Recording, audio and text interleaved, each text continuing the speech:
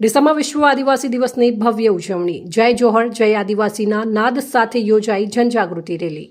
ડીસા શહેરમાં શ્રી આદિવાસી ભીલ સમાજ એકતા સંગઠન દ્વારા વિશ્વ આદિવાસી દિવસની ભવ્ય અને ઉત્સાહભેર ઉજવણી કરવામાં આવી હતી। સમાજમાં જાગૃતિ અને એકતાનો સંદેશ ફેલાવવાના મુખ્ય ઉદ્દેશ્ય સાથે શહેરમાં જનજાગૃતિ રેલીનું આયોજન કરવામાં આવ્યું હતું।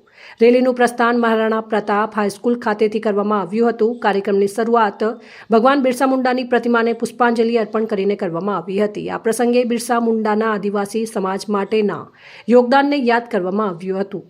ત્યારબાદ શહેરના વિવિધ રાજમાર્ગો પરથી જનજાગૃતિ રેલી પ્રસાર થઈ હતી।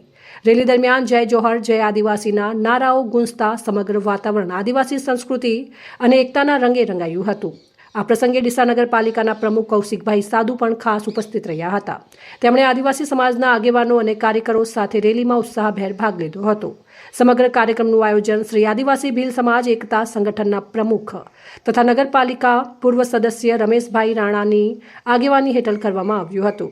રેલીમાં ડીસા શહેર ઉપરાંત બનાસકાંઠા જિલ્લાના વિવિધ વિસ્તારોમાંથી મોટી સંખ્યામાં સમાજના આગેવાનો કાર્યકરો અને સ્વયંસેવકો જોડાયા હતા।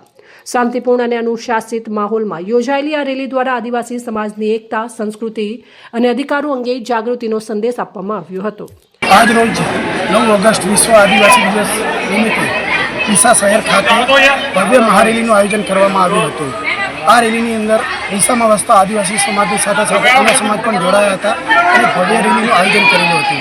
9 ઓગસ્ટનો મુખ્ય ઉદ્દેશ છે કે કઈ રીતે આપણે જળ જમીન અને જંગલને સાચવીએ અને આવનારી પેઢીને આપણે એમને આપી શકીએ। આ ઉદ્દેશથી અમે સારી રેલીનું આયોજન કર્યું। સાથે સાથે ડીસા બગીચા સર્કલ ખાતે એસટી મોરચા ભાજપ દ્વારા સરસ મજાનો વૃક્ષ અર્પણનો કાર્યક્રમ અને મેંગો શરબતનો કાર્યક્રમ રાખવામાં આવ્યો હતો।